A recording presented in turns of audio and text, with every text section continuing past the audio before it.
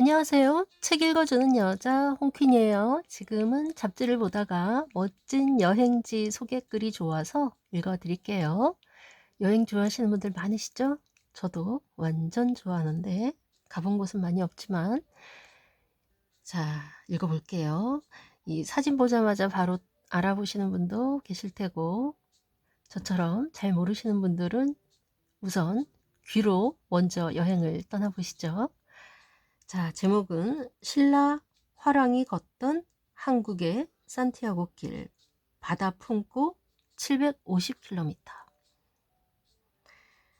카운트다운 하지? 한국에 온 멕시코인과 새해를 맞이하는 법에 대해 이야기를 나눈 적이 있다. 그는 자기네 고향에선 새해 첫날 친구나 친척 집에 다 같이 모여서 자정 카운트다운을 세는 것이 보통이라고 했다. 우린 자연의 시간에 따라 일출을 새해의 기점으로 삼는 반면 그들은 인간의 시간을 따른다. 0시 0분 0초의 찰나를 축복하는 것이 보통인 그들과 비교하면 어스름을 뚫고 고개를 내미는 느리고 장엄한 모든 순간에 축복을 비는 우리의 해맞이도 말하자면 K새해다. 우리나라 걷기길 중에서 일출을 만나기 가장 좋은 곳을 꼽으라고 한다면 단연 해파랑길이다. 해파랑길은 동해안을 한 번에 이어 걸을 수 있는 걷기 길로 총 50개 코스 750km에 달한다. 이름은 동해의 상징인 떠오르는 해와 바다 빛깔을 뜻하는 파랑, 모모와 함께라는 조사랑을 조합해 만들었다. 역사적 유래도 깊다.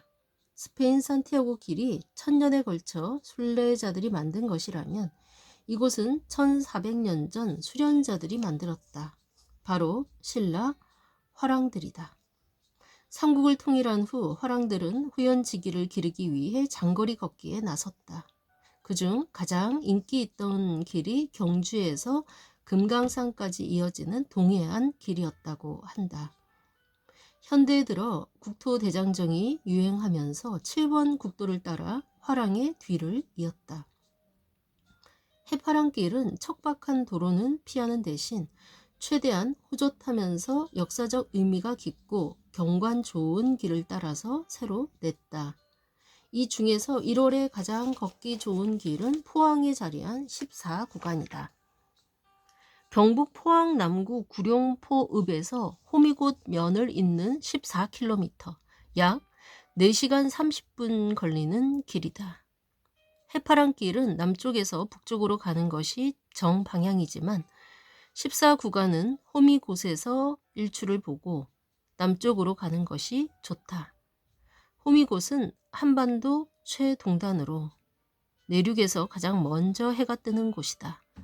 고산자 김정호가 대동여 지도를 만들면서 호미곶이 가장 동쪽 끝인지 확인하려고 7번이나 답사했다는 이야기도 전해진다. 한반도를 호랑이로 볼 때 꼬리에 해당하는 곳이기도 하다. 특히 새해엔 호미곶의 조형물, 상생의 손을 배경으로 일출을 보려는 사람들로 북적거린다. 상생의 손은 바다와 육지의 각각 오른손과 왼손의 모습을 본떠 2000년, 새천년을 맞아 제작된 것으로 전 국민의 화합과 상생의 염원을 담고 있다.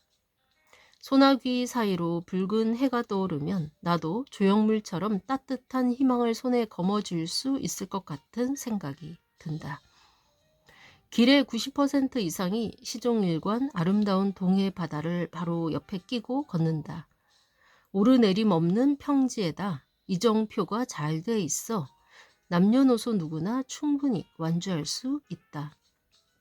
길은 해국, 즉 국화가로 주로 가을에 피는 해국 자생지를 지나면서 다무포 고래 마을로 이어진다. 고래잡이가 국제 협약으로 금지되기 전까지는 마을 앞바다에 자주 출몰하는 대형 고래를 낚으며 풍족했던 곳이라고 한다. 포경 금지 이후 고래마을이란 명성도 사라지고 쇠락해 갔지만 최근 새로운 풍경을 품은 마을로 거듭나고 있다. 2019년부터 매년 마을 주민, 지역 예술가, 포항 시민이 함께 노후화한 마을의 담벼락과 지붕을 그리스 산토리니처럼 하얗고 파랗게 칠하는 마을 재생 프로젝트에 자발적으로 나섰기 때문이다. 2024년부터는 해양수산부 어촌신 활력 증진 사업 후원도 받아 2027년까지 프로젝트를 완성한다는 계획이다. 2027년까지 기다리기 힘들다면 미리 가서 이 프로젝트에 일조하는 것도 한 방법이다.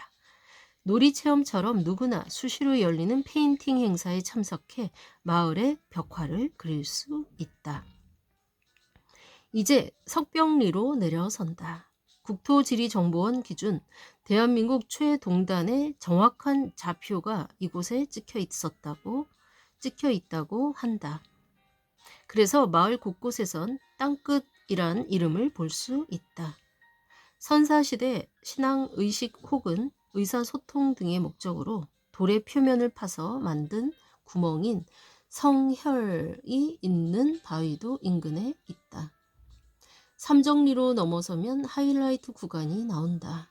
이맘때면 길 곳곳에서 과메기들이 해풍에 바짝 말라가고 있는 풍경을 볼 수 있다. 겨울철 차갑고 건조한 바람이 과메기 건조에 최적이라 쫄깃하고 깊은 맛이 일품이라고 한다. 과메기에 빼앗겼던 시선은 바람이 불고 달이 밝은 밤이면 신선이 내려와 놀았다는 관풍대, 즉 삼정섬에 닿았다가 식은 용암이 오랜 세월 파도와 바람에 깎여 만들어진 주상절리로 이어진다. 신라 때 3명의 정승이 살았다는 전설이 전해지는 이유가 이해된다. 길 끝에는 구룡포가 자리 잡고 있다. 이름부터 상스럽다.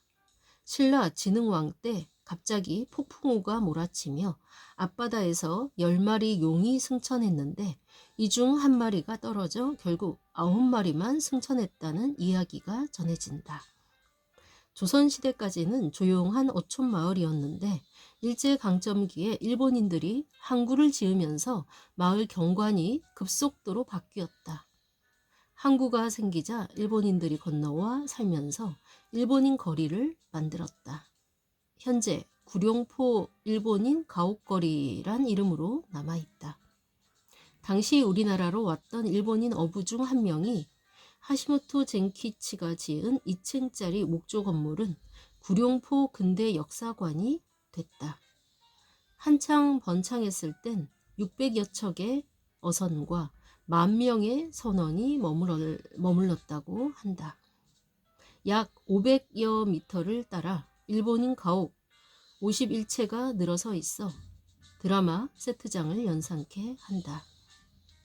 실제로 드라마 여명의 눈동자, 동백꽃 필 무렵 등이 이곳에서 촬영됐다.